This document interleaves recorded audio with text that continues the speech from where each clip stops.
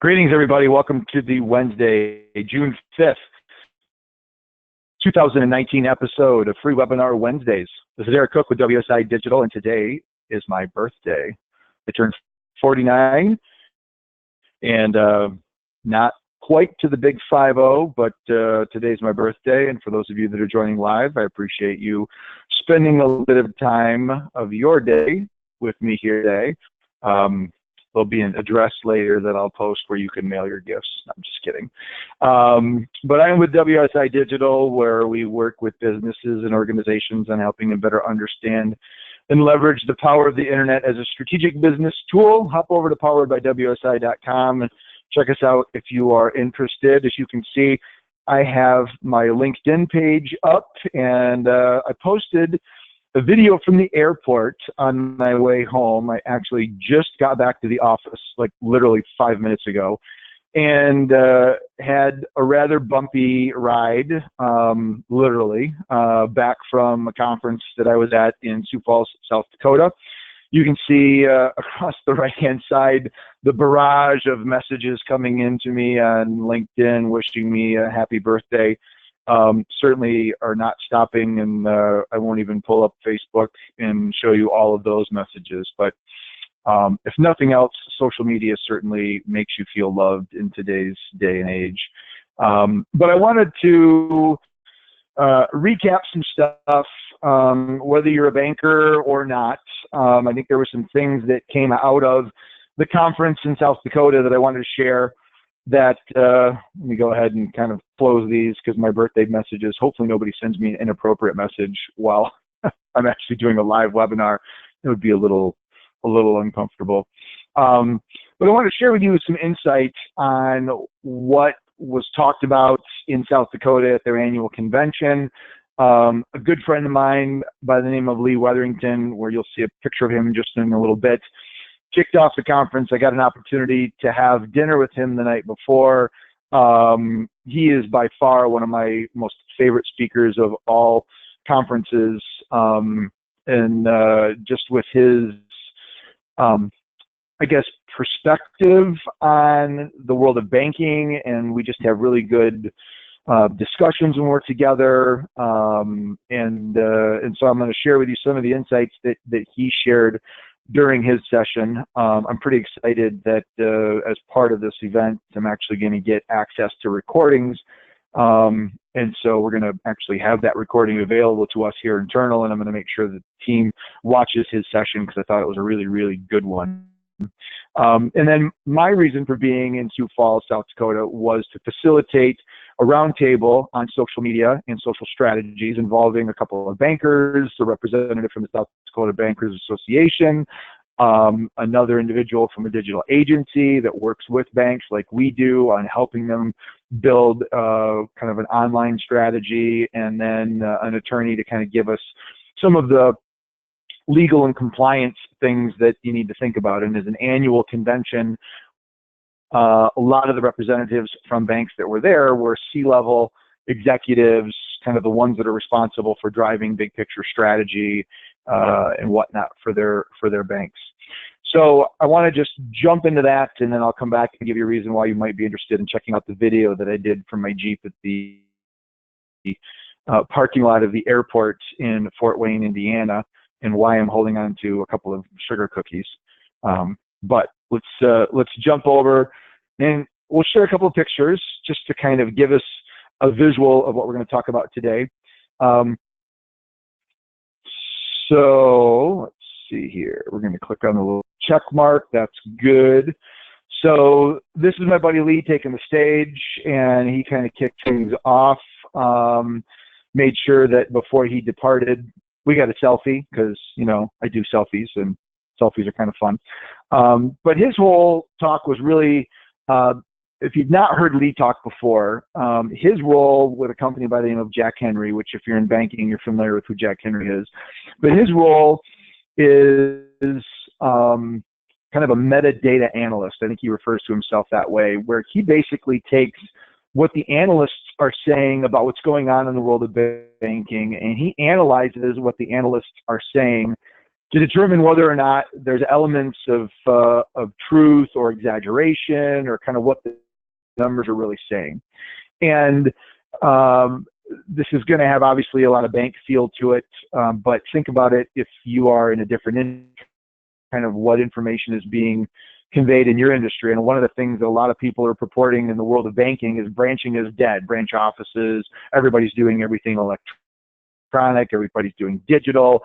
Nobody wants to talk to a human anymore.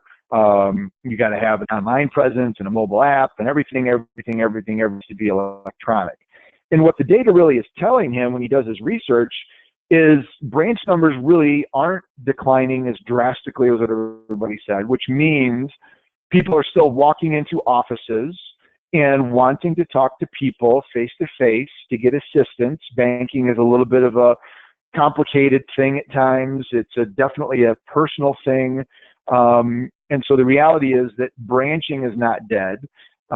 Maybe there is a scenario of the banking industry has been over branched, and it's just a correction where some of the branches that aren't necessarily needed are closing. But in the rural communities, the smaller market areas where the community banks are, you're not seeing branches being closed just to be closed. And in fact, some of those areas are actually getting new offices.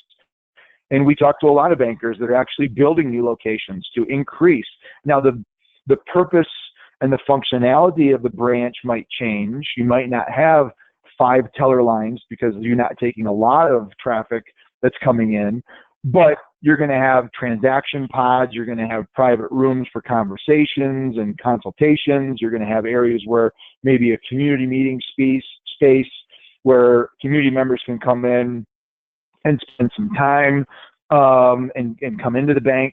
So branching certainly is not dead. And as part of his discussion as it relates to digital and personal, he really reinforced the fact, and I think this is an important thing for any business, is you can't discount or discredit or ignore the importance of the human interaction. And I think with chatbots and artificial intelligence and marketing automation and all the things that I love and I talk about, the risk is you rely too much on that technology, and if you do that and don't have an equally, if not better way of communicating with your customers and your prospects and your community as humans, you're going to almost do more damage than good down the road, because at some point the digital automation, AI components of your strategy will serve their purpose and might be able to answer basic questions or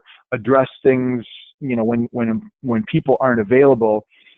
But when somebody really needs to talk to a human, if it's not easy to do that, we've all been there. We've all been frustrated. And my recent experience traveling back from South Dakota through Minneapolis, thanks to Mother Nature and storms, getting stranded, automation booked me on a different flight that didn't sync with what I wanted as it related to getting me home today so I could do free webinar Wednesdays and a few other commitments that I had. But to get in touch, or when I needed to talk to a human, there was a gate agent there that was available, even though they were obviously frustrated with the technology. They'd automatically pick me a different flight that wasn't going to get me home until 5 o'clock tonight, connecting through Atlanta, Georgia, out of Minneapolis into Fort Wayne, which was a comfortable way for me to fly, because then I would have missed everything this afternoon. The reality was, even though the Delta app thought it was doing its best to find me a suitable alternative, at the end of the day, I needed to get to a human. And that's really kind of the overreaching theme that Lee had talked about, is you need to make sure that that human connection is there so that you don't get kind of, you know, I guess, sidetracked or enamored with the technology and forget about the fact that your customers are really going to need to talk to people and to talk to the human that's there, because at the end of the day, those are the ones that are going to really be able to take on those complex and maybe more involved customer service needs, where you really are presented with an opportunity to either make or break your relationships. So there's a lot of other stuff that Lee talked about, but a lot of it was really banking focused. So I don't want to get into that. But the nuts and bolts of that was, don't discredit the importance of digital, but making sure that you've got the ability to bring technology into play. I then next took the stage with a handful of really smart folks, and we spent the hour kind of sharing our thoughts. We took some questions from the audience. Just as it relates to social media, one of the things that we did kind of at the end is I asked all the panelists to provide some advice for a bank, and again, an organization that wants to maybe start a social. And for some organizations, that statement may seem kind of weird because, you know, there are still community banks out there that, for whatever reason, whether it's the resources required, the fear of compliance and privacy and security, productivity, whatever the case is, have not jumped into the social media world. But even if you have, but you're interested in maybe taking that initiative to the next level and being more productive, more successful, seeing better results, each one of the panelists gave some suggestions that I thought were worth repeating here.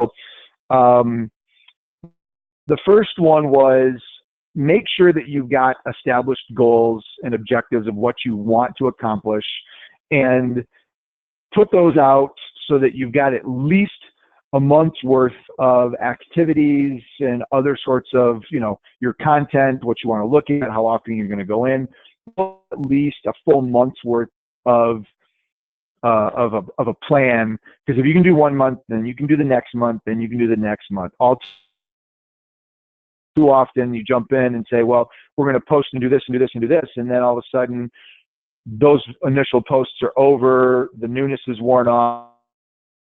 Third week, what do we do for the fourth week? And you might have a little bit of a struggle. So look at it in monthly cycles. Think about who the audience is that you really want to be communicating to. You know, in the world of banking, you've got a variety of different audiences that you can communicate with. You might have individuals that are looking to buy a house for the. You might have small businesses that need to network and connect with their commercial loan officers. You might have people that are looking to invest or finance, you know, commercial property or real estate. You might have people that are looking at retirement strategies or college education. And where each of those are residing, one of the questions was, you know, the younger generation, how do you get to those folks? You may need to stretch your comfort level a little bit and explore putting some content out on Instagram, or maybe even playing around with Snapchat, because that's where the audience is. Don't overlook the third one was use it as an opportunity to communicate good news and the positive things that you're doing as part of the organization, not necessarily product info. Now, product information still may be something that you're going to want to share on a case-by-case basis, but a vast majority of the content that you should be posting out to social media probably shouldn't have anything to do with it. It should be about building your brand, creating the feeling. What's it like doing business with you? How do you take care of your customers? What are the things that you do to market? Because at the end of the day, a lot of products are commoditized and can be obtained elsewhere. Banking, certainly, the checking account that you get at my bank is not really that much different than the bank that you get at the credit union across the street. If you're a retailer, that somebody could go out to Amazon or Walmart.com and purchase. But if they get a feel for your organization and what you do and the benefits of doing business with you versus an Amazon or a Walmart.com or Target, that's going to help set the stage for people to want to do business with you versus going online. There was some discussion around making sure you understand the platform capabilities and their limitations. And one of the things that Sam talked about from one of the agencies that was represented is, you know, Facebook's organic reach is getting very, very small. It continues to get small. We've talked about that on Free Webinar Wednesdays before. So that would be a limitation. So how do you get around that? Do you leverage video? Do you spend some time learning how to do advertising? Do you explore stories or possibly build a group that you could invite people in to have more of an intimate conversation So each of the platforms are evolving, and they're having different ways of using their service and different ways of influencing reach. So that's an important part. It involves research and paying attention, maybe sitting in on webinars like this and others just to kind of learn what's going on. Not being afraid to try new platforms, maybe very comfortable in Facebook because that's where you started. But if you realize that your audience is going and spending time on Instagram, or maybe you need your staff because you're a B2B organization, you need them to get more comfortable in LinkedIn and all that are there, like the videos and the reactions and the posts and the articles. You are going to have to try new platforms and expand the reach of where it is that you're shedding or you're sharing your message. And then lastly, we kind of wrapped it up with the attorney on the panel, really reinforcing, at least from a bank perspective, and I've not talked to a lot of non-financial institutions really, but the reason for it, I think, is valid, is start with some sort of a policy or a procedure. And you don't necessarily have to have a board approved policy that goes and gets officially approved and entered into your minutes like maybe a bank does, but having some sort of a policy within your organization. You want to get out of social media, who has the ability to post on social media. What do you do if somebody says something bad or posts a negative comment about you on social media? So the policy and those procedures of how often you're going to post, where you're going to post, what you're going to post, how you're going to measure the effectiveness of those posts, those are all really important things to have documented. In the banking world, we do that because we're required to do that by our auditors and our examiners. Outside of the world of banking, that's not a requirement. You can't get in trouble if you're a manufacturing company and you don't have a social media policy, but it is best practice because it forces you to think through some of the things that you should be aware of before it comes up. Somebody posts something bad to your page, how do you react to that? Do you delete it? Do you hide it? Do you respond to it? What if somebody drops an F-bomb and they start ranting with profanity? Or what if somebody posts confidential information? Do you have the ability to delete that information without making the other person upset? How do you do it in a way that's going to make sure that you're protected? One of the things that I suggested, let's say somebody goes to your Facebook page and they're upset at you and they drop a bunch of F-bombs. Well, one of the things you probably would want to have in place before that is some sort of a community guidelines statement that just sets the rules for, hey, this channel is a place for feedback, both positive and negative. We appreciate the thoughts and views of all of our visitors and followers. However, profanity, confidential information, sensitive data, will not be tolerated and could be removed at the discretion of the moderators, so that you have something to fall back on, so that if somebody does go to your page and they drop a bunch of F-bombs and profane language, you can post a note to say, well, we appreciate your feedback. We're going to hide this because it violates our terms and conditions. We can't have profanity on our page, but we do take your criticism seriously, and we will be in touch. I also suggest that you do a screenshot of that before you hide it, because people that post things that typically are a little bit on the emotional side will screenshot it themselves and almost wait to see, oh, I bet they delete that. And when they delete that, I'm going to really come unglued, because now they're just trying to hide the information that I'm posting, and they're restricting my freedom of speech, or whatever the case is. So it's a good idea to also get a screenshot of that yourself. But if it's not your community guidelines, then definitely responding. Who has the ability to respond? So those are the things that should be thought out ahead of time to make sure that if something bad does happen, you're not scurrying around like cockroaches with a light coming on to figure out what's going on and use something in place. Again, this is something that the banking industry has been ingrained to understand, because we have to have these policies in place in case something bad or adverse happens, and we need to be able to understand how to actually shift through that. So those were kind of some of the observations. Hopefully those will help you in your organization as you think about how to leverage maybe social media and or take it maybe to the next level.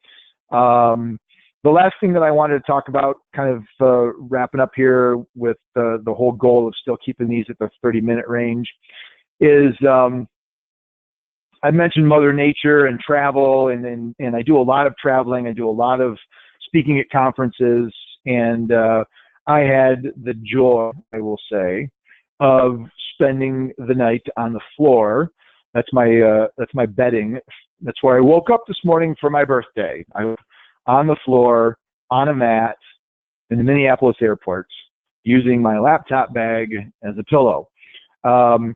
So Mother Nature brought storms into Minneapolis, caused flight delays, and by the time I finally made it to Minneapolis, the flight crew had exceeded their allowable hours of operation, and they were grounded. And it was about 10:30 at night. Delta had made the effort to automate to a different flight that still I would be traveling right now through its technology, but I was able to get on an earlier flight and made it back to Fort Wayne, which was really nice. I ended up, and one of the things that is really cool about flying into Fort Wayne is when you land and as you're exiting the secured boarding area, you're greeted by a hospitality representative if you land during normal business hours. And they're typically, I would say, retirees, and they have a little basket and they have little sugar cookies and they say, "Welcome home," and they give you a little cookie and just kind of push face. And they don't know what the story is behind all of the people that are traveling, and they don't know if you've come to Fort Wayne because, you know, maybe you've got a family member that's graduating, or you've had a long business travel and you slept on the floor in Minneapolis, or you're coming for business. But they're there to greet you, to say hi, and to give you a little cookie, and to try to put a smile on your face before you just continue on with your day. And so I knew as I was flying that I was at least going to get to see one of these smiling faces and get myself a cookie. And when I had the chance to get my cookie, I asked if I could take a picture, and she said, "Well, what are you going to do with it?" And I said, "Well, I might put it on social media. I might talk about it later today. I don't really know, but I'm just looking forward to this cookie because I had to sleep on the floor in Minneapolis, and it's been a really long travel for me." And she said with very kind eyes and total sincerity, "You poor thing." And I said, "Yeah, to make matters worse, today's my birthday." And without hesitation, she reached into her little basket and said, "I'm going to give you another cookie for your birthday. I hope your day gets better." Now, I posted on LinkedIn, and I've been talking about video in past episodes of Free Webinar Wednesdays. I mentioned I went to Social Media Marketing World. Video was a big thing there. You know, telling your story. I think I've talked about Goldie Chan and her 600 plus days of straight video posting to LinkedIn. And even though I know that that's something that I should do, that was back in March. I haven't taken my own advice and done a video on LinkedIn, but today was the day that that was going to change, because the Fort Wayne International Airport and this kind individual that gave me 2 cookies for my birthday got me thinking about what businesses could or should be doing to kind of wow their customers, to create differentiation, to get people to talk about you. It's a cookie. It probably cost them 10 cents. And it's a tasty cookie. I'm not going to say that it's not a good cookie, because it is a really good cookie, but it's just a cookie. But it got somebody like me to share a post out onto LinkedIn. So now I'm talking about the airport. I'm talking about giving people some ideas of, you know, what's your cookie basically? What are you going to do that would get people to talk about you, to wow them, to make their day? I know at the bank there would be little things that we would do. We'd give dog bones out. We would, you know, walk people back to their car in bad weather. I'd grab an umbrella, and some of our elderly customers, I'd walk them back to their car, or if it was snowing, make sure they got back okay. Just little things like that that you don't think really mean a whole lot, but on the other side, you may have somebody that just had to sleep on the floor in the airport that's bummed out that they didn't get to wake up with their family on their birthday. And, it's not going to make all that go away, but it's still going to put a smile on their face and at least make that part of the day a little bit better. So if you're interested or so inclined, would love for you to check out the post that I put out on LinkedIn. I'm probably going to share it out onto Facebook, and I know it went to Twitter as well because I do cross-posting from LinkedIn to Twitter. But if you go out to LinkedIn/in/Eric Cook MBA, you should be able to find that post, and it's just a little over 2 minutes long, but it just kind of shares a thought, and I thought this would be a good way to kind of start my video effort. I don't know if I'm going to do 600 plus daily videos because I don't think that's in the cards. But this was my first official video out to LinkedIn sharing a thought or a story. I was fully parked during the entire time I was doing this, so I was not driving and videotaping. But this was, something that has sparked some thoughts and some conversation. I've got some nice comments, and maybe just something to think about as you're going through the rest of your week and you pull a team meeting together, kind of say, hey, what do we have like Fort Wayne? What's our cookie? What's our little secret thing that we can do that'll make our customers kind of know that we appreciate them and maybe get them talking about us that nobody else is doing? Because I've flown into a lot of airports over the years, and to this day, the Fort Wayne airport is the only one that I've ever flown into that has individuals there greeting you with cookies and smiles and are willing to take a selfie and just kind of walk back home, which I think is pretty cool. So with that, we're going to go ahead and wrap up today's show. I appreciate you joining me today. If you join live, today's show and other shows are recorded and will be made available over at freewebinarwednesdays.com. If you want to hop back over to LinkedIn, check out that post. If there's companies that you have worked with that have gone above and beyond, or maybe you do something within your own organization that is pretty cool that would maybe be worth mentioning, feel free to brag it up and let folks know. I'd love to hear about it. So with that, I will wrap the show. Thanks for joining me. Make it an awesome week, and we'll look forward to seeing you down the road at freewebinarwednesdays.com. Take care, everybody. Bye-bye.